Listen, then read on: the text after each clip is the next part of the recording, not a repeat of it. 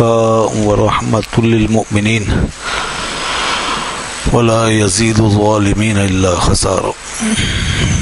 صدق الله العلي العظيم وبلغنا رسوله النبي الكريم ونحن على ذلك لمن الشاهدين والشاكرين والحمد لله رب العالمين. درود پاک پڑھ لیجیے. اللهم صل على سيدنا محمد وعلى آل سيدنا ومولانا محمد وبارك وسلم وصلي عليه صلاة وسلام عليك يا سيدي يا رسول الله وعلى آلك وأصحابك يا حبيب الله.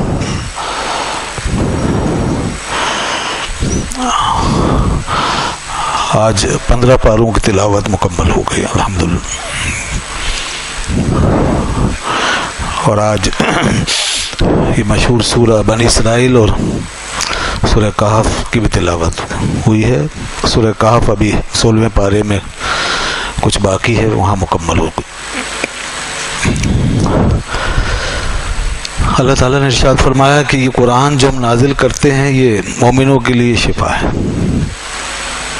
وَرَحْمَةٌ لِّلْمُؤْمِنِينَ، شفا ہے اور رحمت ہے مومنوں کے لیے. اور یہ نہیں زیادہ کرتا ظالموں کو مگر خسارے میں. کچھ لوگ ہیں جو اس قرآن کو پڑھ کے اس سے فائدہ نہیں اٹھاتے، وہ ظالم ہیں. جو ایمان رکھتے ہیں اور جن کا ایمان درست ہے، جو صحیح ایمان رکھتے ہیں، درست ایمان رکھتے ہیں، صحیح ڈائریکشن میں چلتے ہیں ایمان کی، تو ان کا ذکر کیا کہ وہ تو اس سے شفا بھی پاتے ہیں، اس میں رحمت بھی ملے گی، ہدایت بھی ملے گی، سب کچھ ملے گا. لیکن چونکہ یہ بڑا نازک مقام ہے، یہاں احتیاط سے چلنا پڑے گا، ڈائریکشن صحیح رکھنی پڑے گی اور نیت صحیح رکھنی پڑے گی. تعصبات سے، فرقہ واریت سے اور اپنے باطل مقاصد سے، اپنی بیہودہ خواہشوں سے انسان کو پاک ہونا پڑے گا. اگر کوئی اللہ کی کتاب کو فاسد نیت کے ساتھ، غلط ارادے کے ساتھ اور غلط ڈائریکشن میں سمجھے گا یا سمجھائے گا تو وہ ظالم ہے. اللہ نے اس کا نام رکھا ہے ظالم، اور ظالم کے لیے اللہ نے فرمایا کہ یہ قرآن ظالم کو نقصان پہنچائے گا. اس کا دور رہنا ہی بہتر تھا. وہ جتنا قرآن کے قریب آئے گا اتنا خود بھی تباہ ہوگا، دوسروں کو بھی تباہ کرے گا.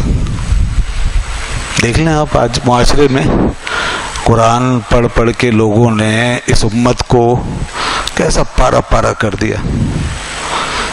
سب قرآن پہ بحث کرتے ہیں، قرآن ہاتھ میں لے کے گھومتے ہیں، قرآن ہی کی بات کرتے ہیں، قرآن سے شروع کرتے ہیں، قرآن پہ ختم کرتے ہیں، اور پھر نتیجہ امت جو ہے وہ اس کے اندر افتراق اور انتشار بڑھتا چلا جاتا. تو ایسا کیوں ہے؟ تو بات وہی ہے، قرآن نے اشارہ دے دیا، کہا کہ کچھ ظالم جو لوگ ہیں نا، جو ظلم کر رہے ہیں، انہیں اندازہ نہیں ہے کہ وہ ظلم کر رہے ہیں. تو یہ نقصان اس لیے پہنچ رہا ہے. اللہ کی کتاب میں نقصان نہیں ہے، اللہ کی کتاب تو رحمت ہے. فرمایا یہ تو شفا ہے، یہ رحمت ہے، یہ ہدایت ہے، یہ بصیرت ہے، یہ تذکرہ ہے، تذکیر ہے، نصیحت ہے. یہ سب اللہ نے فرمایا. یہ نور ہے، روشنی ہے. یہ تو وہ چیز، یہ دلوں میں جو بیماریاں ہیں اس کا علاج ہے. ذہنوں میں جو خرابیاں پیدا ہوتی ہیں اس کا علاج. یہ تمہاری گھر کی، باہر کی، داخلی، خارجی، انفرادی، اجتماعی جو پریشانیاں ہیں، خرابیاں ہیں، تو ان سب چیزوں کا علاج ہے اس میں قرآن. تو قرآن تو علاج کرنے آیا ہے، قرآن سچائی کا راستہ دکھانے آیا ہے، مگر لوگوں نے قرآن کو مس یوز کیا، مس انٹرپریٹ کیا، اس کی ڈائریکشن کو بدلا، اپنے تابع کر کے سمجھے. اس لیے اب اس میں کیا کیا جائے بتائیے، اس کا کیا حل ہے؟ ہر شخص کہہ رہا ہے نہیں میں بالکل صحیح ہوں، ہر ایک قرآن ہاتھ میں لے کے کہہ رہا میں صحیح ہوں، ہر کوئی کہہ رہا. اب کیسے فیصلہ ہوگا؟ کون کرے گا فیصلہ؟ تقسیم ہوتی جا رہی ہے، بڑھتے چلے جا رہے ہیں، ڈیوائڈ ہوتے چلے جا رہے ہیں، زوال بڑھتا چلا جا رہا ہے، کسی سے بھی مسئلہ حل ہو نہیں رہا.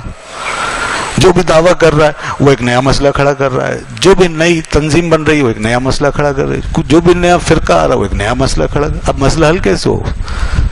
کس کے ہاتھ میں چابی ہے؟ پھر تو کہاں جائیں پھر؟ اب تو ایک آسان سا حل ہے، آپ کی سمجھ میں آ جائے تو قبول کر لیجئے، اور وہ یہ کہ آپ کے اسلاف بھی تو ہیں نا، آپ کے بزرگ بھی تو ہیں، آپ کے بڑے بھی تو ہیں، صحابہ کرام ہیں، تابعین ہیں، تبع تابعین ہیں، بڑے بڑے ائمہ، ان پہ تو اعتماد کریں گے نا. وہ تو اچھے لوگ تھے نا.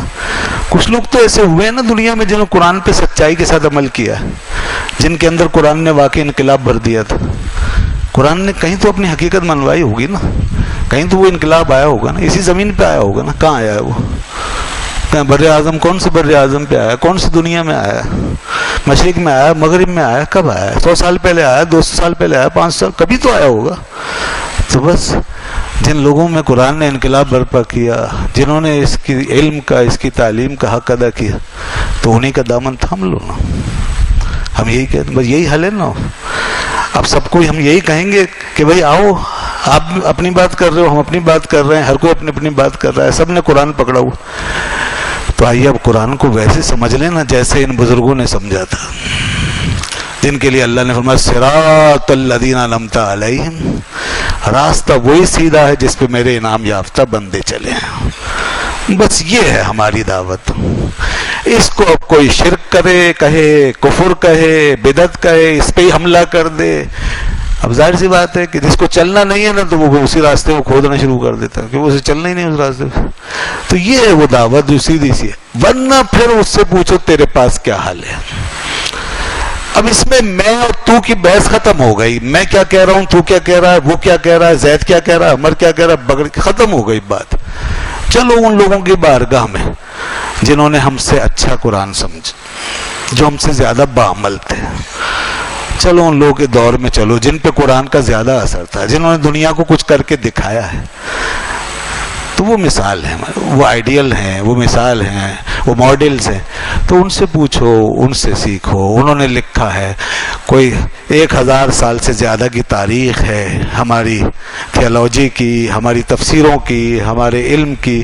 اس کو اٹھاؤ اور دیکھو وہ کیا کہہ رہے ہیں، اور جو اس پہ چل رہا ہے اس کے ساتھ چلتے چلے جاؤ. تو پھر تمہیں پتہ چلے گا کہ قرآن واقعی شفا ہے، قرآن ہدایت ہے، قرآن اللہ کی نعمت ہے اور یہ رحمت ہے. جھگڑے ختم ہو جائیں گے. یہ آپ غور فرماتے ہیں، لوگ اس بات پہ نہیں آتے اور کوئی سولوشن بھی نہیں دیتے اور نہ دے سکتے ہیں. تو اس لیے ایسے تمام لوگوں کو ہوش میں آنا چاہیے جو قرآن کی ایک آیت نکالتے ہیں، کہیں سے نکالیں گے، اس کا سیاق و سباق بدلیں گے، اس سے سیاق و سباق سے کاٹ دیں گے، پیچھے اس کا کانٹیکسٹ ہے نا، تو اس سے ایک معنی پتہ چلتا ہے، تو اس سے آؤٹ آف کانٹیکسٹ کر دیا، لفظ نکال لیا، آیت نکال لی. اب یہ بھی نہیں بتایا کہ کب نازل ہوئی، کس کے بارے میں نازل ہوئی، مسلمان کے بارے میں اتری یا کافر و مشرک کے بارے میں اتری، بتوں کے بارے میں اتری، ان کے جھوٹے خداؤں کے بارے میں اتری. یہ کچھ نہیں بتایا. آیت نکالی، موبائل میں فیڈ کی، SMS کیا، آپ کی طرف بڑھا دی. یہ دیکھیں نا کتنا بڑا ظلم ہے. ایک آیت نکالی اور فیڈ کر دی اور SMS کر دی اور آپ کو پہنچا دی. آپ نے پڑھا، ارے بابا یہ کیا، آپ نے اس کو لے کر کے ساری امت پر منڈ دیا اور سب پر فتویٰ لگا دیا. لیجئے صاحب، ایک آیت سے فتویٰ نکل گیا اور سب غلط ہو گئے، آپ صحیح ہو گئے. یہ کیسی تبلیغ ہے؟ یہ کس طرح کا کام ہو رہا ہے؟ سارا علم دھرا کا دھرا رہ گیا. ایک موبائل کے اوپر جو ہے وہ ایک آیت آ گئی اور سب ختم ہو گیا سارا علم، اور سب الگ ہو گئے، آپ الگ ہو گئے. قرآن فرماتا ہے دیکھو ظلم نہیں کرنا میرے ساتھ، ظلم کرو گے تو خسارہ اٹھاؤ، ایسا نہ کریں. ایسے لوگوں کو جواب دیجئے آپ ظلم کر رہے ہیں، آپ کو قرآن ہدایت نہیں دے سکے گا، نہیں ملے گی ہدایت. آپ کانٹیکس سے ہٹ گئے. آپ سیاق و سباق کی بات بتائیں، ہمیں شان نزول بھی بتائیں اس آیت کا. آپ ہمیں یہ بھی بتائیں کہ صحابہ کرام نے اس آیت کو کیسے سمجھا. آپ ہمیں یہ بھی بتائیں کہ تابعین نے کیا سمجھا، تبع تابعین نے کیا سمجھا. آپ ہمیں یہ بھی بتائیں 1000 سال تک امت اس آیت کو کس طرح سمجھتی تھی. یہ بتائیں آپ ہمیں، تاکہ ہم ان کے ساتھ پھر اپنے آپ کو میچ کر سکیں، ان کے ساتھ کھڑے ہو سکیں. ہم کٹ کے الگ نہ ہو جائیں نا، اور قرآن کی اس آیت میں نہ چلے جائیں جس کے لیے اللہ نے فرمایا وَيَتَّبِعْ غَيْرَ سَبِيلِ الْمُؤْمِنِينَ. اللہ نے فرمایا محبوب جو مومنوں کا راستہ چھوڑ کے چلیں گے نُصْلِهِ جہنم، میں انہیں جہنم میں جھونک دوں گا. کہیں اس آیت میں نہ چلے جائیں کہ مومنوں کا راستہ علمی راستہ، عملی راستہ یہی راستہ ہے، اس کو دیکھنا ہوگا نا. یہ ہمارے لیے ایک واضح شاہراہ ہے، روٹ ہے. تو لوگ یہ ظلم کر رہے ہیں، اور قرآن نے فرمایا وَلَا يَزِيدُ الظَّالِمِينَ إِلَّا خَسَارًا. یہ قرآن ظالموں کا خسارہ ہی بڑھائے گا. اور دیکھیے ساری زندگی ایسے لوگ پڑے رہیں گے اسی طرح موبائلوں میں میسیجز میں لگے رہیں گے، سمجھیں گے بہت بڑی دین کی خدمت کر رہے ہیں. نہیں کر رہے دین کی خدمت، وہ ظلم کر رہے ہیں، وہ انہیں کبھی ہدایت نہیں ملے گی. ان کا خسارہ بڑھتا رہے گا، وہ اور سخت ہوتے رہیں گے اور دلیر ہوتے رہیں گے.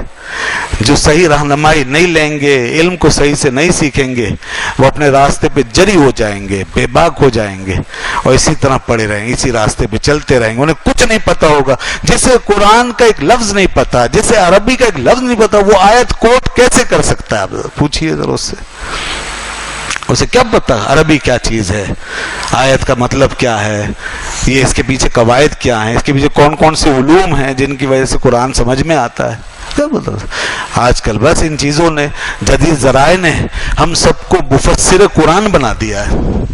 سارے امام راضی بن گئے ہیں، سارے امام راضی بن گئے ہیں، سارے علامہ ابن کثیر بن گئے، ہاتھ میں لے کر لگے پڑھیں تبلیغ کرنے. وہ اتنی بڑی بڑی کتابیں لکھ کے گئے، وہ سب بیکار ہو گئے.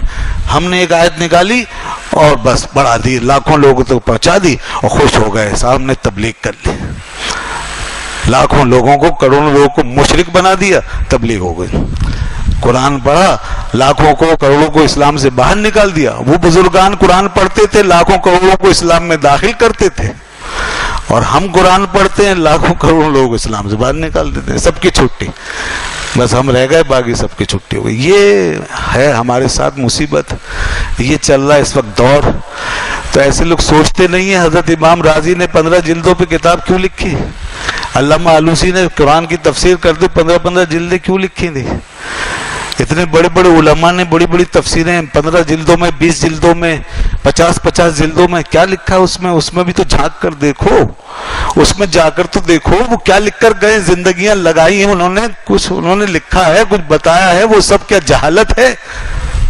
وہ سب غلط ہے. ہمیں وہ تو بتاؤ کہ اس آیت کے نیچے امام راضی نے کیا لکھا ہے، امام سیوطی نے اس کی تشریح میں کیا لکھا ہے، یہ تو بتاؤ. اور بڑے بڑے علماء کتنے نام لو، علامہ آلوسی ہیں، علامہ اسماعیل حقی ہیں، علامہ پانی پتی ہیں، قاضی ثناء اللہ مظہری پانی پتی رحمت اللہ علیہ، اسی طرح علامہ ابن کثیر ہے، وغیرہ وغیرہ ہے. کتنے لوگ ہیں جو لکھ کر گئے ہیں، ہزاروں تفسیریں. مگر لوگوں نے کیا کیا، بس خود ہی جناب سب کچھ بن کے بیٹھ گئے. یہ ہیں وہ ظالم. ان ظالموں کو کی اصلاح کرنی ضروری ہے، اور انہیں یہ بتایا جائے کہ قرآن ہدایت نہیں دے گا اگر ظلم کرو گے، اس طرح قرآن مجید کے ساتھ نا انصافی کرو گے. خارجی کیوں گمراہ ہوئے تھے؟ خارجیوں کا نام سنا ہے نا آپ نے. انہوں نے کیا کیا تھا؟ انہوں نے بہت بڑا ظلم کیا تھا اپنے ساتھ اس قرآن پر. قرآن ہی پڑھا انہوں نے. دیکھیں آپ، آج آپ قرآن دیکھتے ہیں فوراً متاثر ہو جاتے ہیں. آدمی دوسرے بھی جو ہیں بہت ہوشیاری سے کام لیتے ہیں، قرآن سے آگے کہیں ادھر ادھر جاتے نہیں، اور اسی سے لوگوں کو جو ہے متاثر کر کے اپنی بات منواتے ہیں. خارجیوں نے بھی یہ کیا، قرآن آگے کیا اور کہا کہ جی دیکھیے قرآن پڑھ رہے ہیں ہم، جی پڑھیے قرآن. قرآن پڑھا. کہتے ہیں کہ اللہ تعالیٰ فرماتا ہے الحکم الا للہ، حکم صرف اللہ کا، فیصلہ صرف اللہ کا، حاکم صرف اللہ. کوئی بندہ نہیں، کوئی دنیا میں حاکم نہیں، کسی کا فیصلہ نہیں چلے گا. جس نے بھی دنیا میں کسی کو حاکم بنایا وہ مشرک. حضرت علی نے بھی دنیا میں حاکم بنایا، حضرت امیر معاویہ نے بنایا، دونوں مشرک ہو گئے. لیجئے یہ قرآن پڑھا انہوں نے. دیکھا آپ نے کیسا قرآن پڑھا. بس جس نے قرآن دیکھا کہا نہیں قرآن پڑھ رہے ہیں قرآن پڑھ رہے ہیں، ادھر تو بندوں کی بات ہو رہی ہے ادھر قرآن کی بات ہو رہی ہے، چلو جی قرآن سنو۔ جو جس نے سنا نہ جا کے، وہ سارے ان کے فرقے میں گئے اور سب گمراہ ہو گئے، اور وہ سب یہ سمجھنے لگے علی بھی مشرک ہو گئے، حضرت امیر معاویہ بھی مشرک ہو۔ بتائیے، تو اس طرح کے واقعات ہو چکے ہیں، پہلے بڑے بڑے لوگوں کے ساتھ ہو چکے ہیں۔ قرآن پڑھ کے لوگوں نے ایسے ایسے فیصلے کر دیے اور ایسے ایسے فتوے نکال چکے ہیں پہلے۔ اب تو ان کا پیٹرن چل رہا ہے، اب کوئی نیا کام نہیں ہو رہا، وہی پیٹرن چل رہا ہے۔ اور جتنے بڑے لوگ جب قرآن کی بنیاد پہ دین سے باہر نکال دیے گئے، غلط قرآن پڑھ کے غلط تفسیر کر کے، تو ماں و شوما کہاں بچیں گے؟ ہمیں کون چھوڑے گا؟ تو حضرت علی کو نہیں چھوڑا لوگوں نے۔ تو بتائیے، اب آپ سوچئے انہوں نے کیا تفسیر کی؟ کوئی آج یہ بات سمجھنے کے لیے تیار، کوئی ماننے کے لیے تیار ہے کہ یہ آیت جو پڑھی گئی ہے صحیح پڑھی گئی ہے، صحیح کانٹیکس میں اس کا ترجمہ تفسیر کی گئی صحیح؟ قطعاً نہیں، غلط، بالکل۔ انہوں نے ظلم کیا، انہوں نے غلط سمجھا، اسی لیے حضرت علی رضی اللہ عنہ نے حضرت عبداللہ بن عباس رضی اللہ عنہ کو بھیجا اور کہا جائیں ان کو سمجھائیں۔ ان سے بڑا مفسر قرآن کون ہوگا؟ اب وہ ہستی گئی ہے سمجھانے کے لیے جس کو رسول اکرم صلی اللہ علیہ وسلم نے سینے سے بار بار لگا کے فرمایا تھا، اے اللہ تو اس کو میں اپنی کتاب سمجھا دے۔ یہ بھی نہیں دیکھا ان ظالموں نے کہ کون آ رہا ہے اب ہمارے سامنے، ہمیں سمجھانے کے لیے کون آیا ہے؟ حضرت عبداللہ بن عباس جیسی ہستی وہ آئے، انہیں ترجمان القرآن کہا گیا، قرآن کے پہلے ترجمان۔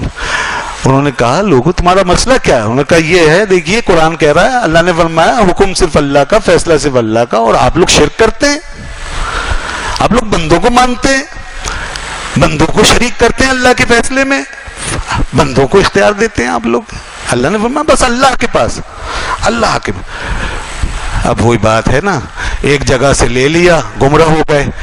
اب جو اہل حق ہوں گے، جو صحیح راستے پہ چلتے ہیں اور چلاتے ہیں، وہ تو پورے قرآن پہ عمل کرتے ہیں نا۔ اور میں نے ایک حوالہ پہلے دیا کہ مکی صورتوں پہ بھی نظر رکھتے ہیں اور مدنی صورتوں پہ بھی نظر رکھتے ہیں۔ وہاں کیا فرمایا، یہاں کیا فرمایا، سارے قرآن کو لیں گے نا۔ تو حضرت عبداللہ ابن عباس انہی اہل حق کے سردار تھے، انہوں نے کہا ظالموں، ایک آیت لے کر مسئلہ نکال لیا۔ تم نے قرآن میں دوسری جگہ یہ نہیں دیکھا کہ اللہ تعالیٰ نے خود حکم بنانے کا حکم دیا ہے؟ تم نے بس ایک آیت لی کہ اللہ نے فرمایا، وہ اللہ نے اپنی توحید بیان کی، وہی بات آئے گی پھر، توحید بیان کی ہے، الوہیت کا بیان ہے وہ کہ حاکم اعلیٰ، معبود برحق، اس حیثیت سے کہ معبود ہے اور وہ مستقل بذات ہے۔ اب وہ چار باتیں پھر آئیں گی، قدیم ہے، واجب الوجود ہے، مستقل بذات ہے، عبادت کے لائق ہے۔ اس حیثیت سے اگر کوئی حاکم اور کوئی حکومت ہے تو صرف اللہ کی ہے، بس کسی کی نہیں۔ یہ وہاں بیان کیا ہے، اور رہ گیا یہ کہ اللہ نے لوگوں کو اختیار دیا، بنایا ہے، عطا فرمایا، تو اس حیثیت سے اللہ نے دوسری جگہ یہ بھی تو فرمایا فَبْعَثُوا حَكَمًا مِّنْ أَهْلِهِ وَحَكَمًا مِّنْ أَهْلِهَا۔ جب دو گروہوں میں، میاں بیوی میں، دو خاندانوں میں اختلاف ہو جائے، جھگڑا ہو جائے، تو ایک حکم شوہر کی طرف سے بنے، ایک حکم بیوی کی طرف سے بنے، پھر وہ فیصلہ کرے۔ اللہ نے حکم بنانے کا حکم بھی تو دیا ہے۔ اگر یہ شرک ہے تو کیا اللہ خود شرک کا حکم دیتا ہے؟ اور کیا قرآن میں ٹکراؤ ہے، تضاد ہے؟ ایک طرف ایک چیز غلط ہے، دوسری طرف ایک چیز صحیح ہو گئی، ایک طرف کہا گیا کہ یہ شرک ہے اور دوسری طرف پھر اس کا حکم مل رہا ہے، تو یہ تضاد ہو رہا ہے، ٹکراؤ ہو رہا ہے۔ کیسے ہو سکتا ہے؟ قرآن میں دو باتیں کیسے ہو سکتی؟ لہذا قرآن میں کوئی ٹکراؤ نہیں، نہ شرک کا قرآن حکم دے سکتا ہے، وہ آیت اس مفہوم میں، اس کانٹیکسٹ میں، یہ آیت اس کانٹیکسٹ میں۔ تب کئی لوگوں کی سمجھ میں آیا تو انہوں نے کہا اچھا ہماری تو آنکھ کھل گئی، اب اور توبہ کی، رجوع کیا، آ گئے۔ لیکن بہت سے پھر بھی نہیں سمجھے، وہ پھر تلوار لیتے، ہاتھ میں، ایک ہاتھ میں تلوار، ایک ہاتھ میں قرآن، الجہاد الجہاد الجہاد، مشرکوں کے خلاف جہاد، یہ نعرہ لگتا تھا، لوگ بھڑکتے تھے، جہاد کا وقت آ گیا، علی کے خلاف لڑنا ہے، معاویہ کے خلاف لڑنا ہے، ان کو مارنا ہے۔ وہی ہوا پھر جب انار کی پھیلی اور حالات خراب ہوئے، نقص امن کا مسئلہ پیدا ہوا، تو پھر وہ دنیا کے محتاط ترین لوگ، عدل و انصاف کے سب سے بڑے پیکر اور سب سے بڑے رحم دل لوگ، جو رحماء بینوں، جن کے قرآن نے شان بیان کی، صحابہ کرام، پھر ان ہستیوں کو مجبور ہونا پڑا کہ اب اس فتنے کی سرکوبی کرنی پڑے گی۔ اب یہ نقص امن کا مسئلہ ہے، اب ظلم ہو رہا ہے، اب تلواریں اٹھ رہی ہیں، اب لوگ کی گردنیں کٹ رہی ہیں. اور آپ کو معلوم ہے تاریخ میں پہلی دفعہ فرقہ واریت کی بنیاد پر جو گردن زدنی ہوئی ہے اور گردنیں جو اڑائی گئی ہیں وہ اس فرقے نے اڑائی ہیں. پہلی دفعہ یہ گردنیں کاٹی ہیں یہاں سے. تو پھر سیدنا علی مرتضیٰ نے ان کے اس نام نہاد جہاد کو کاؤنٹر کیا ہے، اور جس کو کہتے ہیں نا آج کی زبان میں آپریشن، اور آگے پھر آج کل ضرب عضب ہے اور اس زمانے میں ضرب حق تھا. تو آپریشن ضرب حق شروع ہوا. پھر حضرت علی رضی اللہ عنہ کے ہاتھ سے باقاعدہ لڑائی ہوئی اور کئیوں کو صفحہ ہستی سے مٹایا، صفایا کہ ان کے ہاتھ سے تلواریں چھینی، اسلحہ چھینا، جو پکڑے گئے انہیں پکڑا، سزائیں دی، اور جو مارے گئے انہیں وہیں ختم کر دیا گیا. اس طرح اس فتنے کی کسی حد تک سرکوبی ہوئی، مگر بہت سے نکل کے بھاگے. ان میں سے وہ بدبخت بھی نکل کے بھاگ گیا جس کا نام تھا عبد الرحمن. کتنا اسلامی نام ہے، عبد الرحمن. دیکھیے عبد الرحمن ابن ملجم، وہ شخص، وہ بدبخت، وہ خبیث، وہ شیطان جس کو رسول خدا نے فرمایا علی سب سے بڑا لعین شخص ہوگا جو تجھے قتل کرے گا. یہ حدیث بھی آ گئی ہے.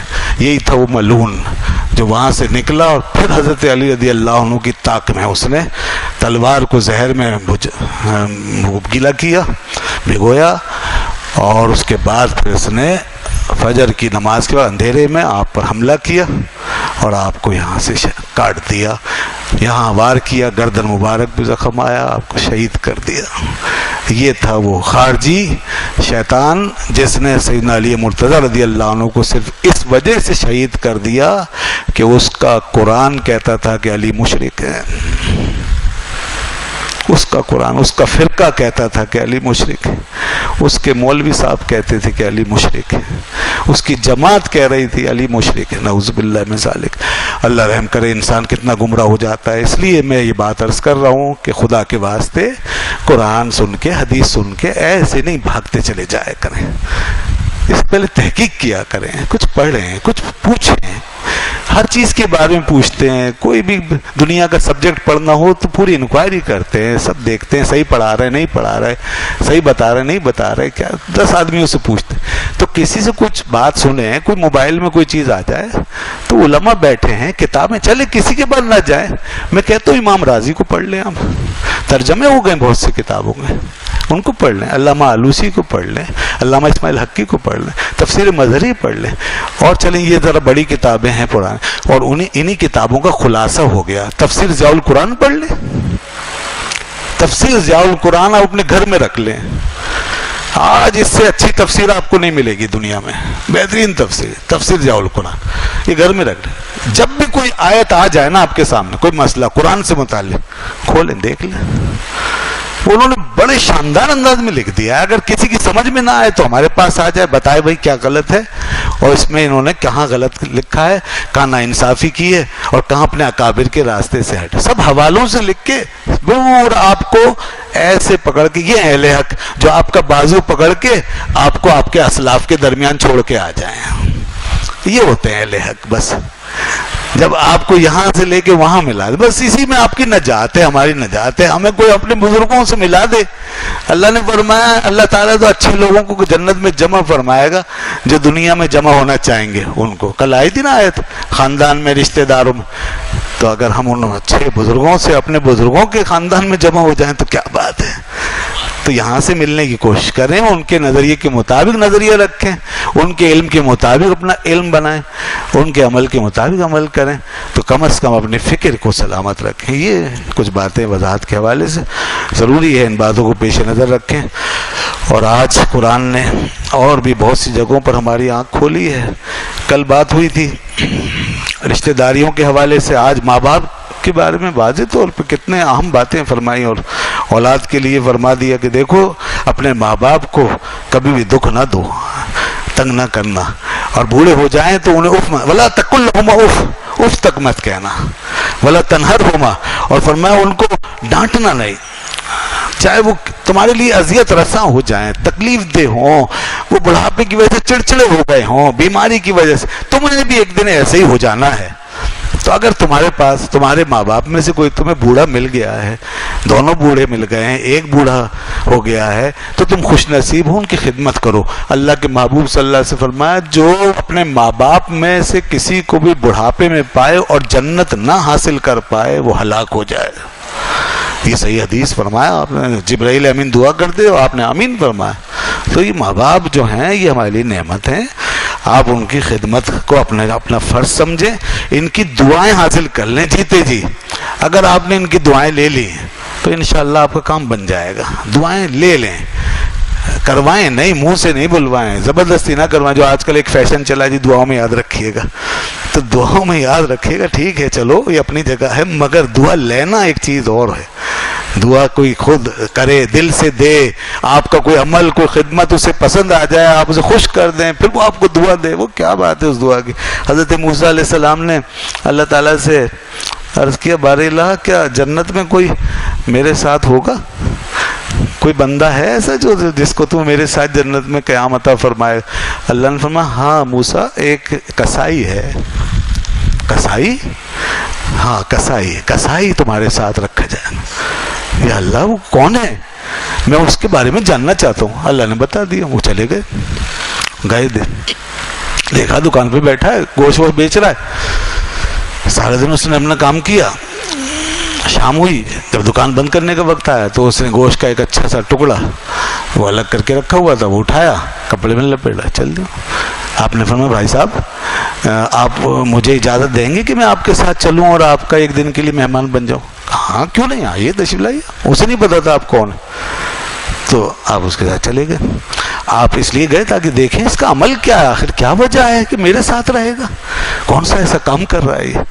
چنانچہ آپ گھر پہ تشریف لے گئے اس نے جناب گھر جا کے کیا کیا، وہ جو گوشت کا ٹکڑا الگ کیا تھا نا وہ نکالا، اسے دھویا، صاف کیا، اس کا کاٹا پیٹا اور پکانے کے لیے رکھ دیا۔ پکا لیا، تیار کر لیا، روٹی ووٹی بنائی، کوئی نہیں تھا بس وہ اور ایک بوڑھی عورت گھر میں اندر پہ بیٹھی۔ اس نے وہ تیار کر لیا کھانا، پھر اس کے بعد اٹھایا کھانا اور سیدھا اس بوڑھی عورت کے کمرے میں۔ اس کی ماں تھی، وہ بیچاری بالکل مفلوج، وہ اٹھنے بیٹھنے سے معذور۔ اس نے اس کو بڑے ادب سے اٹھایا، اس کے ہاتھ منہ دھلایا، پھر اس کے بعد اس نے کھانا نکالا اور نکال کے اپنے ہاتھ سے اس کے منہ میں لقمہ ڈالا، کھلاتا رہا۔ جب وہ کھا چکی تو اس نے اشارہ کر دیا بس بیٹا، اٹھایا، منہ صاف کیا، ہاتھ دھلایا، پھر اس کے بڑے احترام سے اس کو لٹا دیا۔ اب یہ ذرا باہر نکلا تو حضرت موسیٰ علیہ السلام فرماتے ہیں کہ وہ عورت جو تھی وہ کچھ کہہ رہی تھی، اس کے لب ہل رہے تھے، آہستہ آہستہ ہلکی سی آواز میں۔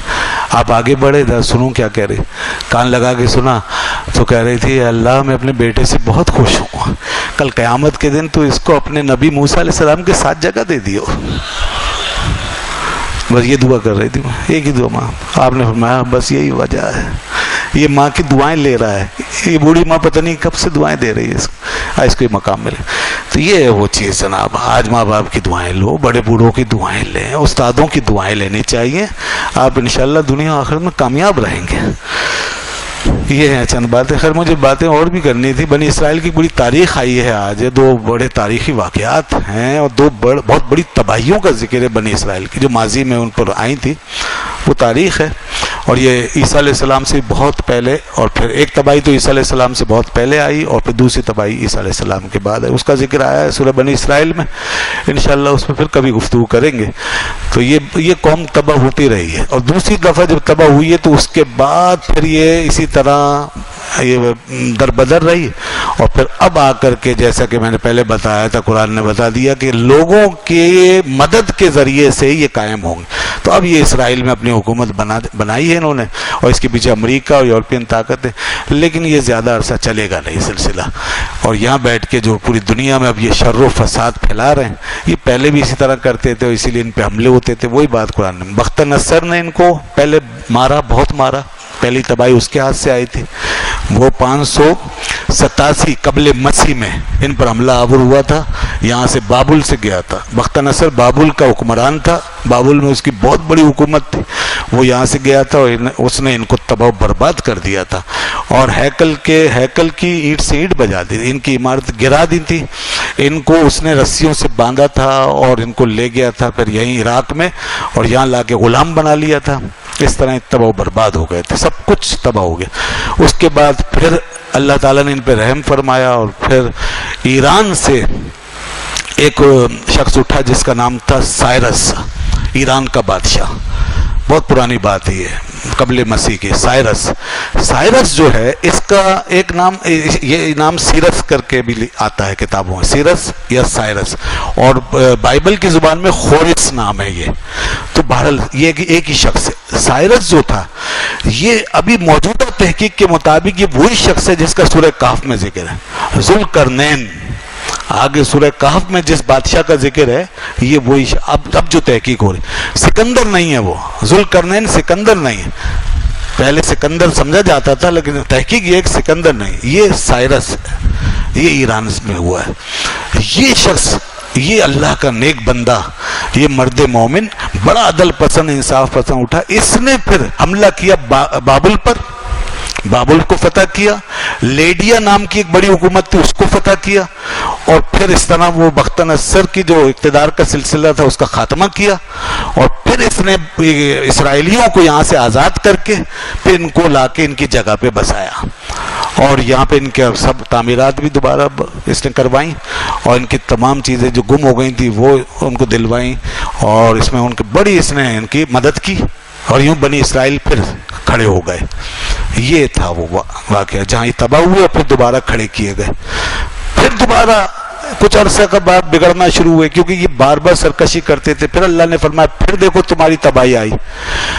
پھر جو تباہی, بس مختصر بیان کر رہا ہوں میں ایک دو باتیں عرض کر کے تاکہ آپ کے ذہن میں نقشہ آ جائے. اس اثنا میں آپ اندازہ کریں اللہ تعالیٰ کی رحمتیں. اللہ تعالیٰ کیسا کریم ہے, وہ کسی کے ساتھ ظلم نہیں کرتا, اس لیے وہ قیامت کے دن کوئی حجت کسی کے پاس رہے گی نہیں. اللہ نے اس اثنا میں کتنے نبی بھیجے ہیں, کتنے نبی بھیجے ہیں ان کی ہدایت کے لیے, ان کے انٹیگریشن کے لیے, ان کی سالمیت کے لیے. حضرت ارمیہ علیہ السلام آئے ہیں, یسعیہ علیہ السلام آئے ہیں, حزقائیل علیہ السلام آئے ہیں, اور اسی طرح اور پیغمبر آئے. پھر اس کے بعد آگے آئیے تو اب عیسیٰ علیہ السلام کا دور آ گیا. یحییٰ علیہ السلام, زکریا علیہ السلام, عیسیٰ علیہ السلام تشریف لائے. ان لوگوں نے ان نبیوں کو قتل کیا, ان میں سے کئیوں کو قتل کیا, ان کے خلاف سازشیں کی اور ان کے خلاف بغاوتیں کی انہوں نے. پھر عیسیٰ علیہ السلام تشریف لے گئے اللہ کے حکم سے آسمانوں میں. اس کے بعد پھر یہ سرکشی ان کی عروج پر, فحاشی, عریانی, بے حیائی, بے غیرتی ان کی عام تھی, اور کوئی خوف نہیں ان میں, بالکل نڈر بے باک, جو چاہتے زمین میں کرتے. اللہ نے فرمایا تم نے فساد مچا رکھا تھا زمین میں, تم فساد مچانے والے تھے, اس لیے پھر تباہی آئی. اب جو تباہی ان کی آئی وہ رومیوں کے ہاتھوں سے آئی. اب رومی اٹھے, روم میں انقلاب آ گیا. ادھر سے سائرس کا اقتدار کا دور ختم ہو گیا تھا ایرانیوں کا, یہ سائرس تو تشریف لے گئے تھے, پھر اس کے بعد زوال آیا, بعد میں جو حکمران آئے تو ایرانیوں کا دور ختم ہو گیا. اس کے بعد پھر رومی اٹھے. رومی جب اٹھے, رومی جو تھے یہ عیسائی تھے, دیکھیے آپ, عیسائی تھے, اور یہ اٹھے, انہوں نے آ کر پھر ان یہودیوں کو جو مارا ہے تو ٹیٹس کے ہاتھوں سے, جو 60,000 کا لشکر لے کر آیا تھا ان کے اوپر, 60,000 کے لشکر سے حملہ کیا. اس نے 10 لاکھ یہودیوں کو ایسے زمین میں گاجر مولی کی طرح کاٹ کے پھینک دیا تھا. 10 لاکھ یہودی مار ڈالے. 1 لاکھ کو اس نے غلام بنا لیا تھا, مردوں کو, عورتوں کو, بچوں کو, بچیوں کو, اور کیا کچھ تباہی مچائی, سب تباہ کر دیا تھا. یہ عیسائیوں کے ہاتھوں سے ہوا, رومیوں کے ہاتھوں سے ہوئی یہ تباہی. یہ عیسیٰ علیہ السلام کے بعد ہوا. مسلمانوں نے تو کبھی ایسا نہیں کیا. اللہ کے رسول صلی اللہ علیہ وسلم نے تو ان کو بڑے موقع دیے تھے. آپ تاریخ اٹھا کے دیکھیں, وہ وقت نہیں ہے ورنہ میں بتاتا کہ اللہ کے نبی صلی اللہ علیہ وسلم نے ان کو بڑے موقع دیے تھے. وہاں پر ان کے ساتھ معاہدہ, پہلا معاہدہ ان کے ساتھ ہوا ہے. پھر اس کے بعد غداری کی انہوں نے, پھر انہوں نے دھوکہ دیا. پھر اس کے بعد بہت بعد میں جا کے اللہ کے حکم سے پھر اللہ کے محبوب صلی اللہ علیہ وسلم ان کو وہاں سے نکالا، مدینہ سے نکلوایا کہ اب ان کو نکال دو، کیونکہ یہ جب تک رہیں گے سازش کرتے. اور اس کے بعد بھی اسلام کا حکم یہ نہیں ہے کہ یہودی جہاں بھی ملے مار دو، نہیں، عیسائی جہاں ملے مار دو، یہ حکم نہیں. ہمیں ان کی چالوں پہ نظر رکھنی ہے، ان کی سازش پر، ان کے ظلم سے بچنا ہے، ان کی سازشوں سے بچنا ہے، مسلمانوں کو بچانا ہے، ملت کو بچانا ہے، اپنے حکومتوں کو بچانا ہے، اسلامی مفادات کو بچانا ہے. تو یہ دو تباہیاں ان پہ آئی تھی تاریخ میں، ان کا ذکر سورہ بنی